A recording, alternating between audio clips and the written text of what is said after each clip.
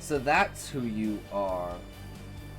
And when I looked again, the figure had my face. My face, Rand! You looked like flesh. Felt like flesh. Light helped me. I could feel my own hand gripping me like I was the figure. Rand was silent for a moment. You have to keep denying him that. I did. And he laughed. He kept talking about some eternal war. And saying we'd met like 1,000 times before. And Light, Rand, the Dark One knows me. He said the same thing to me. I don't think he does, he added slowly. I think he knows which of us. Which of us Hey, what? you're the filthy little hobbit, not me. I am just saying what you're thinking. Thank you for redeeming chair dance. Hey, Good you're the Knox will now filthy dance little for you. hobbit, not Please me. fully enjoy I'm this just immersive saying what you're experience. thinking.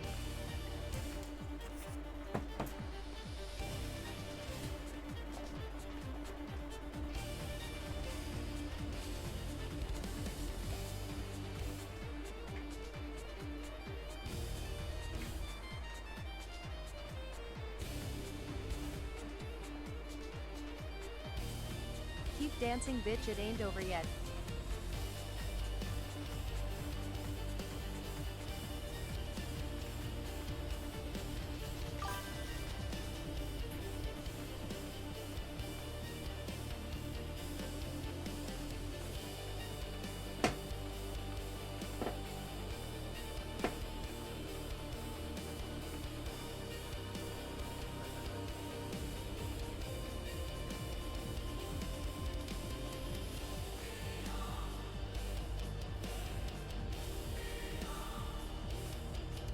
You did good, you can rest now, babe.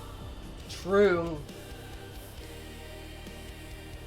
I'll dance on you, Smokey.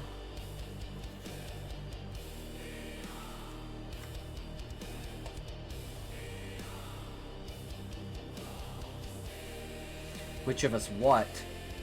As he levered himself up, pain stabbed his hand, making his way to the table. He managed to get to the candle lit after 3 tries, then spread his hand open on the light. Driven into his palm was a thick splinter of dark wood, smooth and polished on one side. He stared at it, not breathing. Abruptly, he was panting, plucking at the splinter, fumbling with haste. What's the matter, Matt asked. Nothing. Finally, he had it, and a sharp yank pulled it free. With a grunt of disgust, he dropped it, but the grunt froze in his throat. As soon as the splinter left his finger, it vanished. The wound was still there in his hand, though, bleeding. There was water in the stoneware pitcher, filled the basin, his hands shaking, that he splashed water onto the table. Hurriedly, he washed his hands, kneading his palm till his thumb brought more blood, then washed them again. The thought of the smallest sliver remaining in his flesh terrified him. Light, Matt said. He made me feel dirty too, but he still lay where he was, holding the dagger in both hands. Yes, Rand said. Dirty. He fumbled a towel before he stepped beside the basin. There was a knock at the door, and he jumped. It came again. Yes, he said. Moiraine put her head into the room. You are awake already. Good. Dress quickly and come down. We must be away before first light. Now? Matt groaned. We haven't had an hour's sleep yet. An hour, she said. You have had 4. Now hurry. We do not have much time. Rand shared a confused look with Matt. He could remember every second of the dream clearly. It had begun as soon as he closed his eyes and lasted only minutes. Something in that exchange must have communicated itself to Moiraine. She gave them a penetrating look and came all the way in. What has happened? The dreams? He knows who I am, Matt said. The Dark One knows my face. Rand held up his hand wordlessly, palm toward her. Even in the shadowed light from the one candle, the blood was plain. The Aes Sedai stepped forward and grasped his upheld hand. Her thumb across his palm covered the wound, cold, piercing him to the bone, so chilled that his fingers cramped, and he had to fight to keep them open. When she took her fingers away, the chill went too. He turned his hand then, stunned, scrubbed the thin smear of blood away. The wound was gone. Slowly he raised his eyes to meet those of the Aes Sedai. Hurry, she said softly. Time grows very short. He knew she was not speaking of the times they're leaving anymore. Alright, that's the end of that. that's the end of that. We're on to chapter 44. We're probably gonna call it here because I'm like tired as fuck and I gotta go shopping and do all that shit tomorrow, buy weed and stuff. So, plus I gotta do the video. I gotta make the video. We already have the 3 stories, but it's gonna take a lot longer to do because it's probably gonna be another like hour and a half video or something like that, depending on what it is. You know, maybe like an hour and 10 minutes. So we'll see there. But that one's not released until Saturday, so we technically don't have to get it done, but I do want to get it done, so I don't want to have it dragging on. But,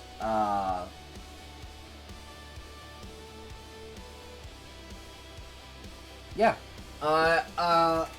Thanks for stopping by. Thanks for hanging out, guys. We had a great day today. I know it was a super short day today, but sometimes it's just like that. So, if you want more content, go check out the YouTube and watch some of the videos and, you know, give them some comments, some likes, some love, and all that shit. Really appreciate it. Use the command !YouTube. Yay! I'm shilling myself out, guys. Let's go! Anyways, you guys are fucking awesome. Thanks for stopping by and hanging out. Always be you. Continue to create, continue to improve, but at the heart, be you. So remember, if you can't say fuck you to your friends, who can you say fuck you to? Fuck you! Alright, guys, who we rating today? I believe it.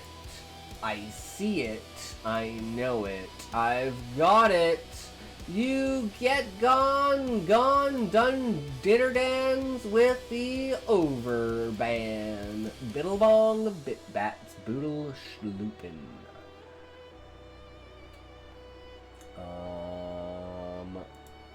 Yes, we know exactly where the fuck we're going. So, get your wheels ready. Here we go. Would this is a scary snake. Oh, it was an alligator one. Okay. Yeah, 6. I was like, eh. Oh no, I'm turning 33 this year. You don't stay.